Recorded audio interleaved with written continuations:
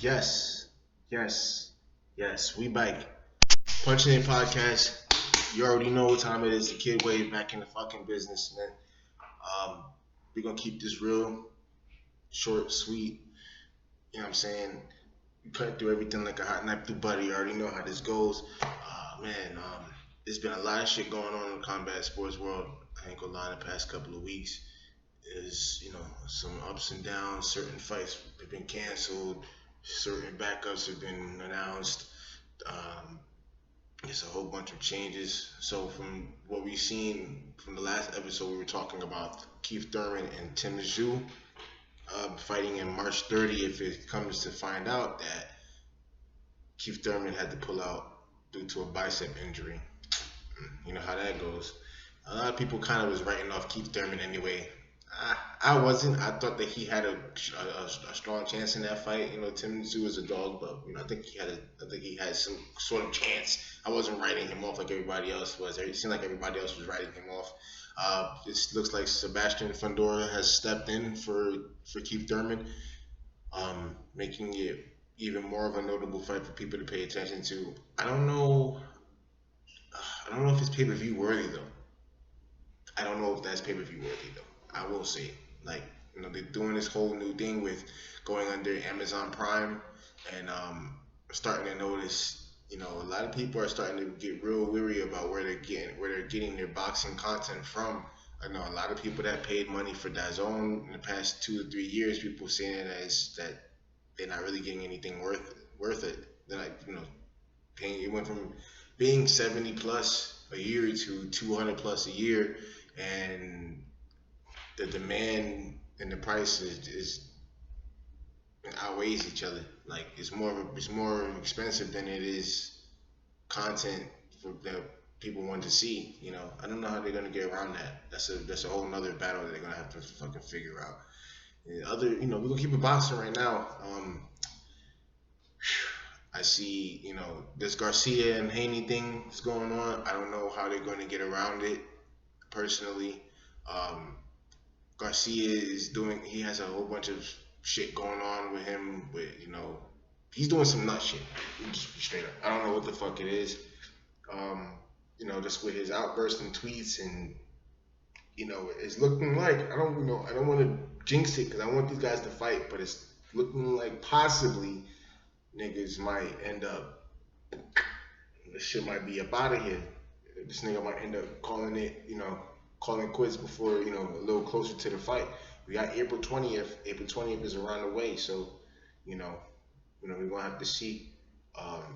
Especially, I've been wanting to see Haney get back in the ring right now, because right now, in that Regis Progress performance, he's looking like he's gonna be on a tear. Maybe until he gets to Tiafimo. We're gonna have to see though. Not too much on that. What else we got on the docket? Oh, Gervonta Davis and Frank Martin just got signed. That's gonna be Tank's next fight. Frank Martin, tripping. I like Frank Martin, Ghost Frank Martin. He's a good fighter, solid fighter. I think he should have took a couple more looks before he got in the ring with Gervonta though. This is probably a make or break for him. I mean, depending on how he does or how much of a fight he pulls in, it could either make him to where people want to watch him more, or it can make it to where Gervonta gets him up out of here and nobody ever wants to see this nigga box again. We're gonna have to see. Other than that, with boxing news, I'm hearing. I also, I like Sean O'Malley. I see him. He's tossing his name in there as wanting to get in there with guys like guys at the 135. Because he's a 135er in the UFC, so he's thinking maybe he could translate it to boxing. I don't know how him stepping into that 135, 140 range of boxing right now with those top stars, those top guys. I don't think that happens for him. I see what he's trying to do with the crossover thing, like Conor did, to get paid, but it's gonna be it's almost a false parallel. You're gonna see the same shit. He's gonna go over there if it's a possible thing, get a big bag, and then niggas is gonna be like, I don't really know about fighting. I got $100 million bank account. Like it's just realistically, niggas fighting for that security, and I understand that, Um, other than that, for boxing news, I mean, there's really other than that, I would say, all right, I could break down Haney and Garcia because Haney and Garcia is the fight that's coming up, the most important fight that's coming up, and I'll say with them being 3-3 against each other, uh, this is just game 7. This one counts. This is the one that counts. This is the one that's for the dogs, and I'll say that. But I will say though, right now, I mean, I'm not gonna say that. I'm gonna say that they're equally active, kind of equally active.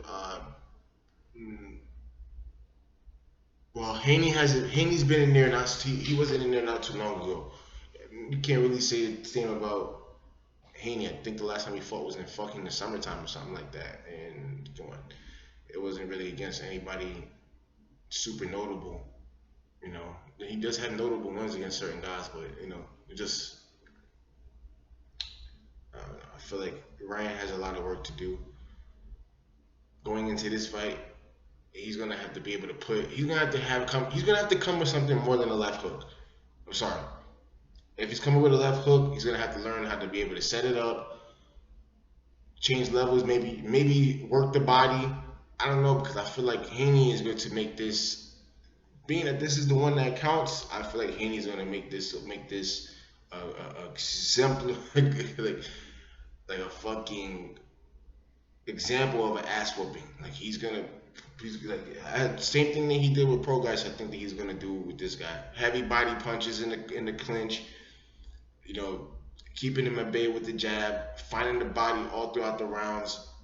I mean, this is what he's been. This is what has been his work for the past couple of fucking fights, the past 3 to 4 fights. It's the Jojo Diaz fight. Everybody kept saying he was just coming with the jab. No, if you look back at that fight, he's digging to the body a lot. The Lomachenko fight, he was digging to the body a lot. Even the Kambosos fight, he was digging to the body a lot. He's digging to the body early before niggas could even really process that he has this many body shots halfway through the fight.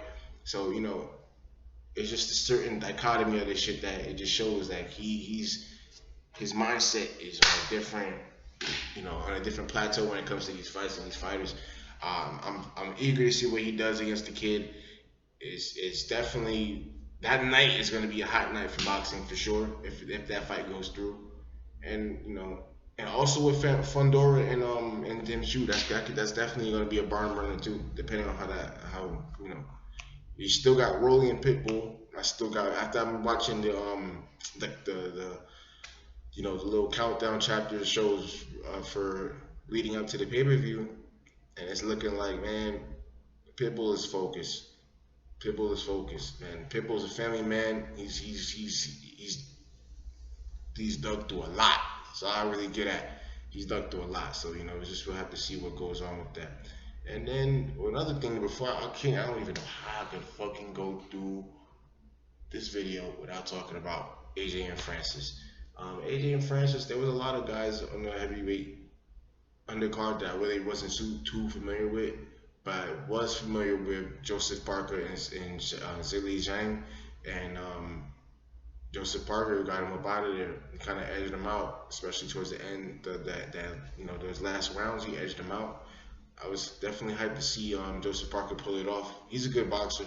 And ever since that Wilder win has put him on the map. So, it goes to say maybe we'll see him against Joshua soon. Maybe we'll see him against, I don't know. But, a couple more wins, we could definitely see him in that upper echelon of the class. It's just depending on what he does.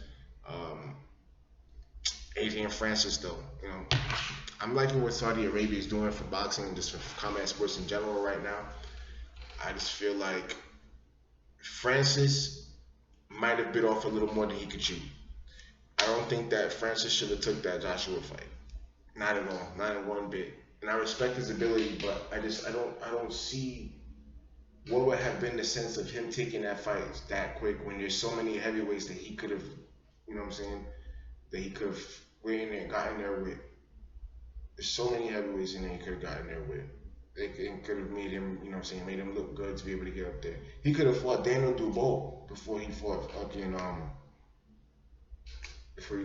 Anthony Joshua. I just feel like now I don't know what's gonna happen with him. I see a lot of people saying that, you know, maybe he should stop boxing and go back to MMA and all of this, and I'm like this. All I know, he needs to be able to sit down and take some time to reassess what's gonna happen with him. Because that was not good at all. That wasn't good at all. Shit. That's about what I got on boxing. You know, MMA. On the other hand, last time I talked to y'all, I was telling you that I was gonna go over Shamil Gazib going against Jairzinho Rosenstrike, and not for nothing, that was a decent card.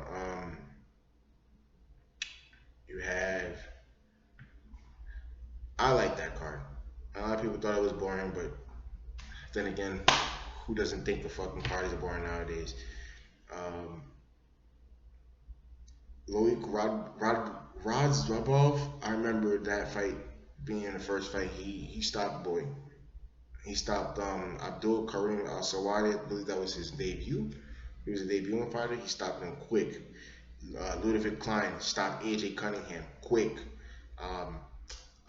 Christian Leroy Duncan stopped Claudio Ribeiro quick. Good fights too. By the second round, he was out of there. This first three fights in the card were TKOs, all from upcoming guys.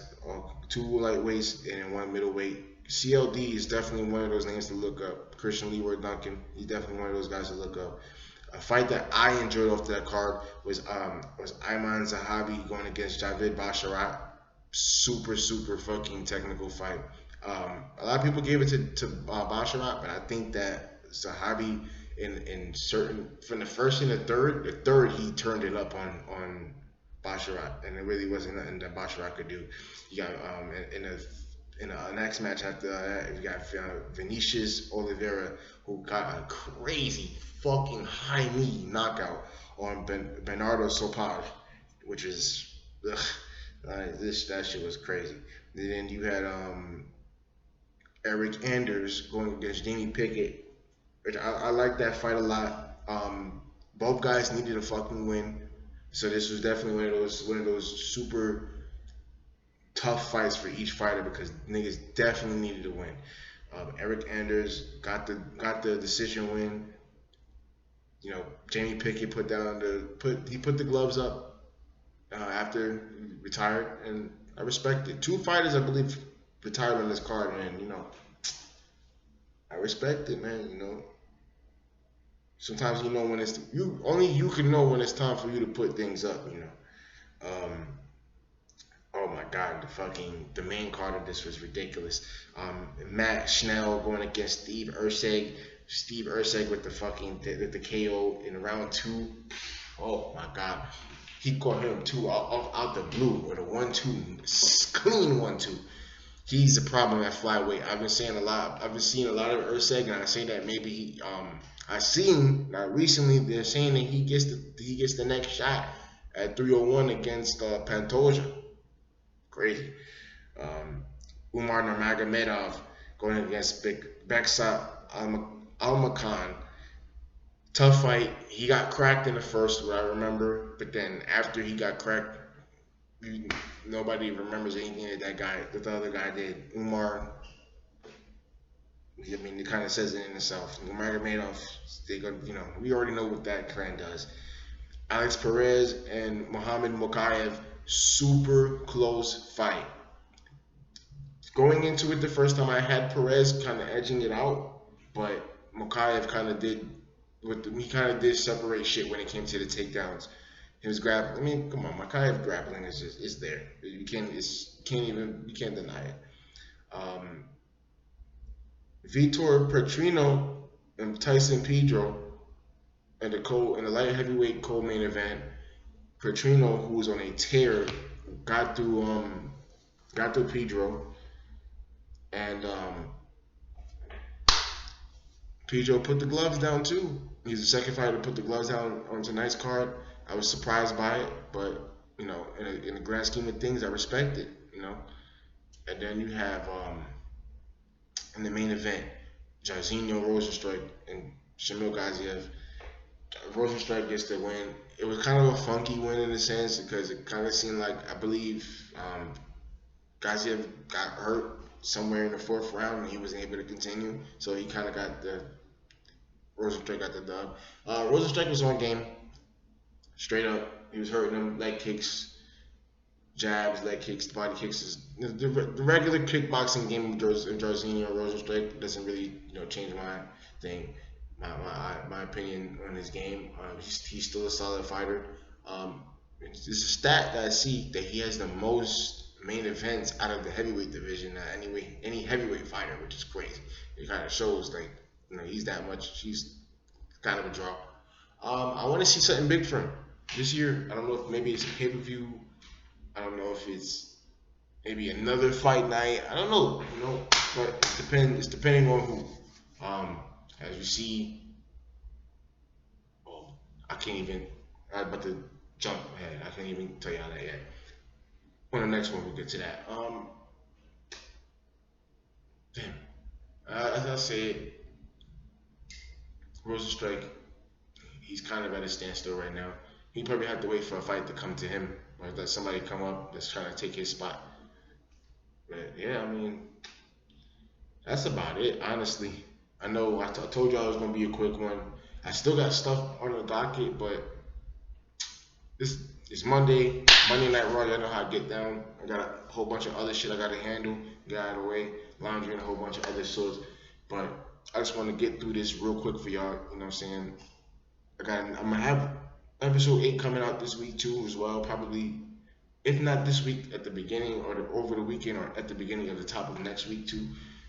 Just keep your eyes peeled. Thank you for the support. I remind anybody that is taking the time to look at any content that I'm doing and taking the time to give me some critiques and comment and just whatever. I appreciate all of y'all. Punchin podcast, Wade the Great One, Young Wade, Javon Cisnet, whatever you want to call me. Back at it again. Let's go.